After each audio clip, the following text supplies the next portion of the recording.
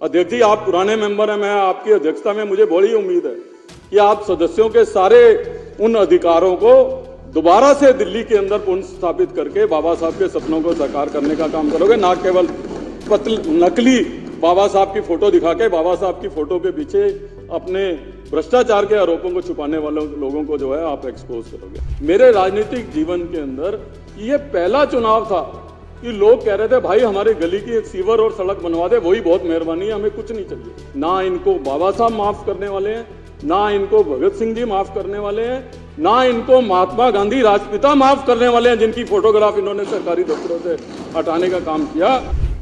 धन्यवाद अध्यक्ष जी।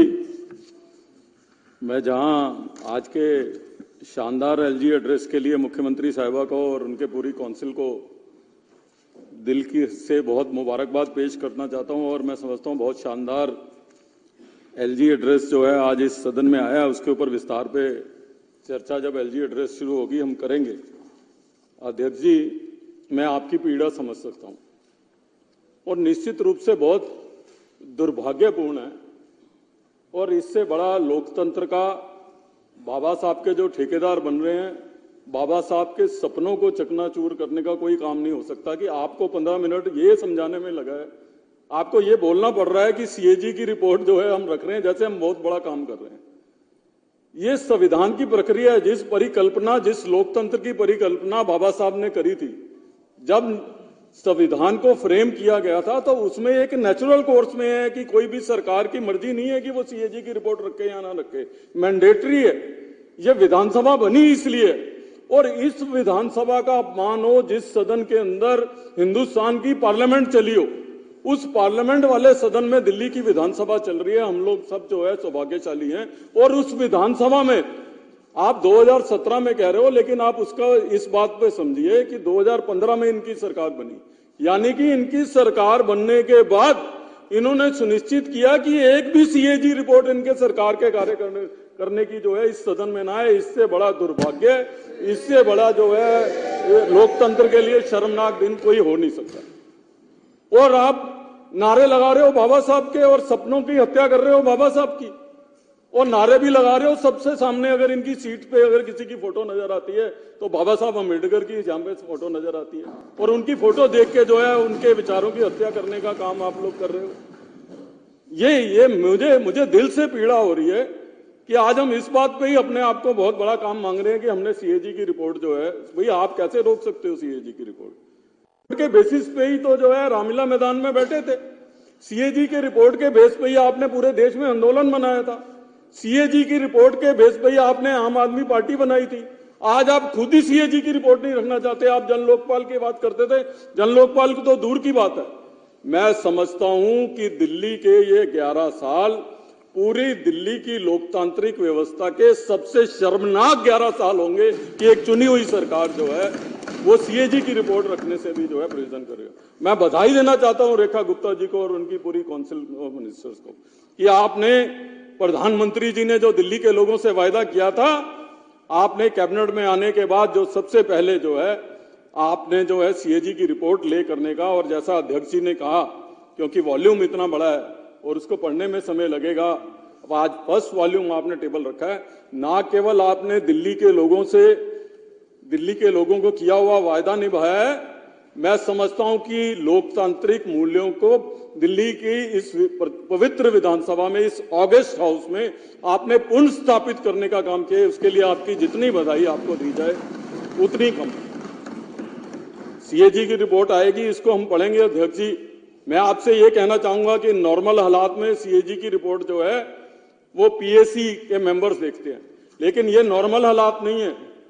10 सालों से सीएजी की रिपोर्ट इस सदन में नहीं आई है। 10 सालों का हिसाब किताब लेने की बात है, तो नॉर्मल पीएसी को बहुत समय लग जाएगा।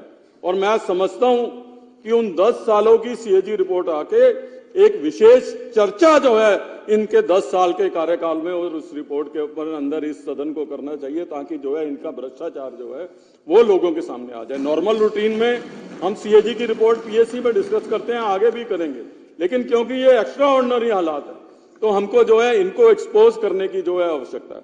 अध्यक्ष जी, मुझे ये तकलीफ है इस बात की, और मैं मैं ये कहना चाहूंगा कि सीएजी की रिपोर्ट का डर है इनको, आम आदमी पार्टी के लोगों को, और ये कोशिश कर रहे हैं कि बाबा साहब के फोटो के पीछे छिपके, भगत सिंह जी की फोटो के पीछे छिपके अपने उस भ्रष्टाचार को ये छुपा लेंगे।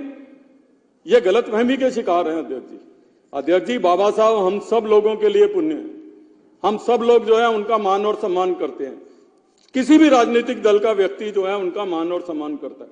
भारतीय जनता पार्टी और हमारे प्रधानमंत्री जी बार बार बाबा साहब अम्बेडकर जी के सम्मान की बात करना चाहते हैं, लेकिन बाबा साहब अम्बेडकर जी ने ये जब संविधान बनाया था, आज अगर हम लोग संविधान का पालन करते हैं तो संविधान का पालन हम इसलिए करते हैं कि हम एज अ विधायक, कल हमने जब ओथ ली, हमने क्या ओथ ली कि हम जो है संविधान के प्रति अपनी जो है व्यवस्था रखेंगे, अक्षुण्ण रखेंगे, हम संविधान के जो है हम सम्मान करेंगे।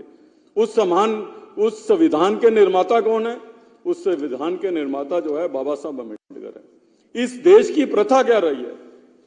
इस देश की प्रथा रही है कि जो भी संवैधानिक पद पे हैं, और बाबा साहब का स्वप्न यह था ये कि जो भी संवैधानिक पद पे हैं, चाहे वो देश के राष्ट्रपति हैं, चाहे वो देश के प्रधानमंत्री हैं, सारे सरकारी ऑफिसरों में, कार्यालय में उनकी फोटोग्राफ लगेगी। बहुत पुराने साथी मनोज जी, हमारे बहुत पुराने साथी भी इस विधानसभा में रहे हैं। आप लोगों के साथ भी 3 टर्म में रहे, लेकिन आप लोगों का दुर्भाग्य रहा कि आप ऐसे समय में एमएलए बने जब लोकतांत्रिक मूल्य इस सदन के खत्म हो गए थे। वो सदन किस काम का है जिस सदन के अंदर जो है क्वेश्चन आवर खत्म कर दे और वो सरकार बाबा साहब के सपनों की बात करे? वो सदन किस काम का है? ये सदन किस लिए होता है? इस सदन के सदस्यों को हम विधायक क्यों कहते हैं? इस सदन का मूल काम विधायी कार्यों में भारी लेना। यह सदन केवल सरकारी बिजनेस के लिए नहीं है कि सरकार कोई बिल लेके आए, सरकार बजट लेके आए, हम पास कर दें और हमारी ड्यूटी खत्म। हमारी क्या सोच इस समाज के प्रति है? बाबा साहब ने हमको ये अधिकार दिए। हम फ्राइडे का डे प्राइवेट मेंबर डे इसलिए रखते हैं कि हमारी जो सोच है, और मैं खुद एज अ एमएलए मैं ना जाने कितने प्राइवेट मेंबर बिल इस सदन में लेके आया, जिसको बाद में सरकार ने सरकारी तंत्र बना के उसको ऑफिशियल बिल्स बनाए। ये बाबा साहब की बात करेंगे? ये बताएंगे कि प्राइवेट मेंबर डे खत्म करने का जो है पाप किसने जो है दिल्ली के इस सदन में किया? अध्यक्ष जी, आप पुराने मेंबर हैं, मैं आपकी अध्यक्षता में मुझे बड़ी उम्मीद है कि आप सदस्यों के सारे उन अधिकारों को दोबारा से दिल्ली के अंदर पुनर्स्थापित करके बाबा साहब के सपनों को साकार करने का काम करोगे, ना केवल नकली बाबा साहब की फोटो दिखा के बाबा साहब की फोटो के पीछे अपने भ्रष्टाचार के आरोपों को छुपाने वाले लोगों को जो है आप एक्सपोज करोगे। अध्यक्ष जी, मैं ये कह रहा था, आज अगर आतिशी जी और उनके सब मेंबर यहाँ पे होते तो मैं उनको ये बताता कि ये जब हम इस सदन में बैठे हैं, हमारे सदन के पीछे जो है विट्ठल भाई पटेल जी की फोटो लगी हुई है। विट्ठल भाई पटेल जी इस देश के महानतम स्पीकर रहे हैं। यहाँ पे जब मिनी पार्लियामेंट लगती थी, उससे पहले मैं अपने नए मेंबर्स हैं उनको बताना चाहता हूँ, उससे पहले रवाज था कि जैसे आज गवर्नर साहब आए, ऐसे वाइस रॉय जो है इस सदन को संबोधित करने के लिए आता था। वो वाइस रॉय जब संबोधित करने के लिए आता था तो उसका वो एक चोला पहन के आता था। उस चोले की एक तार को जो है स्पीकर पकड़ते थे और एक लीडर ऑफ द हाउस पकड़ते थे। वो दोनों ऐसे पकड़ के एलजी को, वाइस रॉय को सदन के अंदर लेके आते थे। विट्ठल भाई पटेल और अध्यक्ष जी जैसे आज एलजी साहब आए, उनके साथ आप कुर्सी लगा के बैठ गए। पहले जब वाइस रॉय आता था तो स्पीकर भी नॉर्मल सदस्य की तरह आके नीचे बैठ जाता था, उसको साथ कुर्सी लगाना अलाउ नहीं होता था। आपके सेक्रेटरी और एलजी के सेक्रेटरी बराबर में कुर्सी लगा के बैठे। उस समय वाइस रॉय का सेक्रेटरी टेक ओवर कर लेता था, जो स्पीकर का सेक्रेटरी है वो उठ के ऑफिसर गैलरी में बैठ जाता था। ये वो सदन है। विट्ठल भाई पटेल पहले ऐसे स्पीकर थे जिन्होंने चोला पकड़ने से मना कर दिया था। उन्होंने कहा था ये सदन का मालिक मैं हूं, आप वाइस रॉय होंगे, बाहर होंगे, आपके बराबर में मेरी कुर्सी लगी। ये है वो सदन। इसलिए इनको समझाता था कि इस सदन के साथ खाली बाबा साहब की फोटो तो वहां देख ही सकते हो आप। शहीद भगत सिंह जी की फोटो आप देखो, बहुत अच्छी बात है। विट्ठल भाई पटेल जी की भी फोटो देखो। इस सदन की लोकतांत्रिक मूल्यों का ध्यान करो, और जो अरविंद केजरीवाल का चोला पकड़ के चल रहे हो ना, इस चोला को छोड़ के संविधान की जो है मर्यादा का ध्यान रखो। ये मैं इनको कहना चाहता हूं। इसलिए मैंने विट्ठल भाई पटेल की कहानी सुनाई, इसलिए मैंने इनको इस बात की चर्चा में इनकी आंख में आंख डाल के करना चाहता था कि इन 10 सालों के अंदर आपने जिस तरीके से एडमिनिस्ट्रेटिव स्ट्रक्चर को खत्म करने का काम किया। कल मैं मुझे सौभाग्य मिला मुख्यमंत्री जी के साथ और परवेश जी के साथ जो है कुछ समय बिताने का, कुछ अधिकारियों के साथ। मुझे मुख्यमंत्री जी ने कहा आप चुप हो। मैं दिल से दुखी था कल, और मैं सलाम करना चाहता हूं आपको कि आप लोगों की जो अप्रोच दिल्ली के लोगों की पीड़ा के लिए है, और मैं निश्चित रूप से इस बात के लिए मुझे खुशी है कि नरेंद्र मोदी जी ने दिल्ली को सही हाथों में सौंपा है, और निश्चित रूप से दिल्ली के दिन जो है आने वाले समय में सुखद होने वाले। पर मैं कल दिल से दुखी था। मैं इसलिए दिल से दुखी था कि जिन डिपार्टमेंट्स में उनका जिक्र नहीं करना चाहता, वो दिल्ली के मोस्ट एफिशिएंट डिपार्टमेंट थे।